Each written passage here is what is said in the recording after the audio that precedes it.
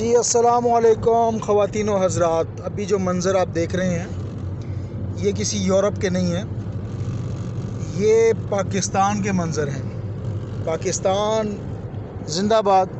ये देखें, ये बेसिकली मैं सियालकोट से लाहौर की तरफ रवा दमा हूँ और अब इस वक्त मैं जो गुज़र रहा हूँ लाहौर मोटरवे, सियालकोट लाहौर मोटरवे से गुज़र रहा हूँ। तो मेरा वतन बहुत खूबसूरत है। ये देखें, दूर दूर तक लहलहाते हुए खेत, हरे भरे फील्ड। यकीन करें, आपको ये ऐसे गुमान हो रहा होगा कि शायद आप यूरोप में हैं या यूरोप की किसी बहुत बड़ी शाहराह से गुज़र रहे हैं।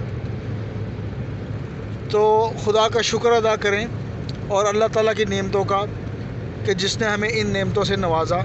ये हरी भरी फील्ड्स, ये मोटरवेज़, खूबसूरत मनाज़िर। जब भी कभी आपको इत्तेफाक हो सियालकोट जाने का लाहौर से, तो ज़रूर मोटरवे से सफ़र करें।